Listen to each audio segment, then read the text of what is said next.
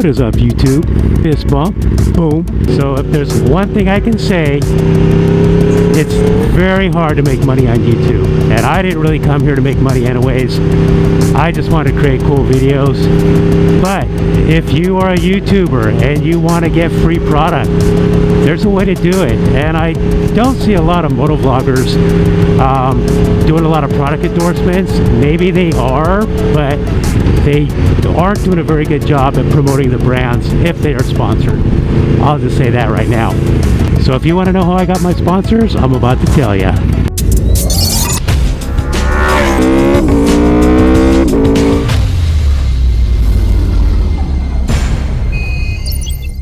I've had this idea for a while to talk about how I got my sponsors, and then just the other day I was watching a video from the Muscle Biker, and he's a fellow Aprilia RSV4 rider, vlogger, and this guy just broke 100,000 subscribers, and he made a video and he's like, you know what, he's like, I've never had any company approach me for endorsements or sponsorships, and I thought, that's kind of sad, but there's a way to make it happen yourself. I mean, you can't always just sit back and wait for things to fall in your lap. Sometimes you just got to go after it.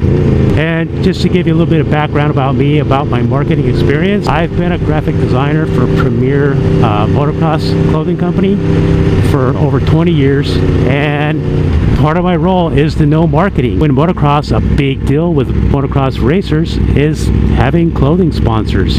A long time ago, when I first started my channel, I got sponsored by Speed and Strength Clothing, and I only had 3,000 subscribers at the time.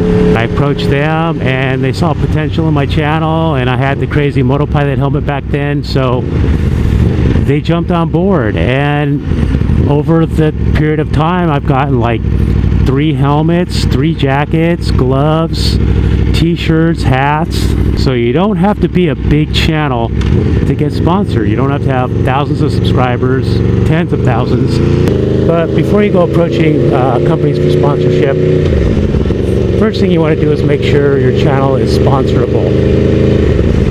In other words, if you're one of those vloggers that rides around breaking the law, popping wheelies, speeding, running from cops, cussing a lot, companies aren't going to want to sponsor you. They don't want their companies associated with that kind of behavior. So V-Rod said it perfectly in one of his comments on a video I made a while back about doing sponsorship. He said, not all, but most motovloggers are unpredictable or uncontrolled and likely to cause unintentional damage. Companies don't really want to endorse those kind of people. Yeah, take a close look at your vlog and think, is this something that a company would want to be involved with? Don't make your vlog suffer because you want endorsements. Just be natural, be yourself, and if that means it's a kind of a vlog that won't get sponsorships, that's fine. Maybe sponsorships aren't for you. I think Suburban Delinquent is the only vlogger I've ever seen that shows some sponsors at the beginning of his videos.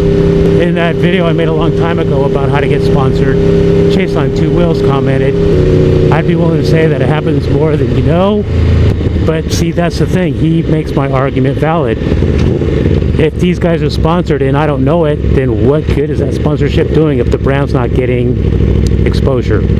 For example, Speed and Strength liked me because I had the camera looking back at me and I was wearing their helmet. So every time the camera's on me, you're seeing Speed and Strength brand. If you look at my new Aprilia intro, you know, where I'm walking, you can see I'm wearing an AGV helmet, though I'm not sponsored by them. And you can see I'm wearing Alpine Stars, though I'm not sponsored by them either. I just like their stuff. Brand exposure, you know, you can't just wear their stuff. You just can't put their pipe on your bike and expect everybody to know it. The brand is going to want to know that you're showing their brand.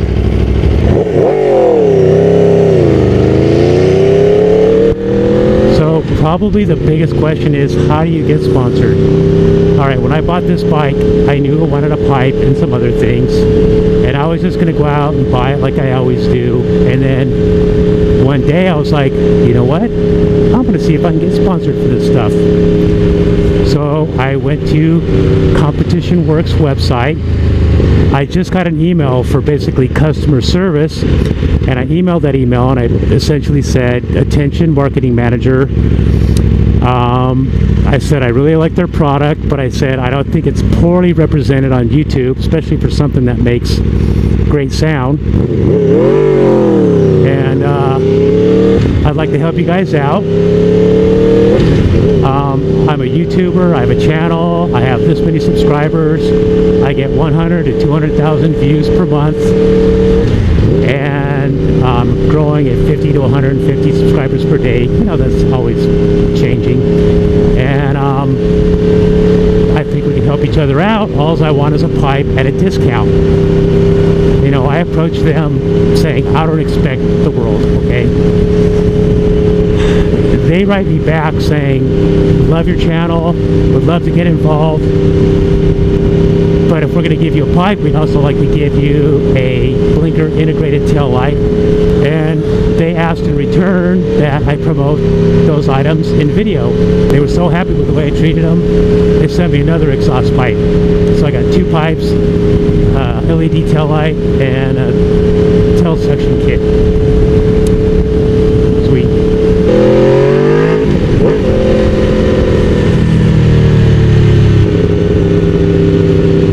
For a lot of us smaller creators, you know, why not supplement all your hard work with getting cool stuff for your bike? So let me tell you real quick what I got from these different companies to give you an idea of what you can score if you play your cards right. All right, Competition Works sent me their GP exhaust pipe, which is $650, the Fender Eliminator kit, which is $130, and their blinker integrated LED tail light for $160. Then they were so happy with the job I did, and I wanted a quieter pipe for everyday riding. They sent me another pipe worth $400. You trying to go? Going through? I'm blocking this guy. I gotta move. Sucks.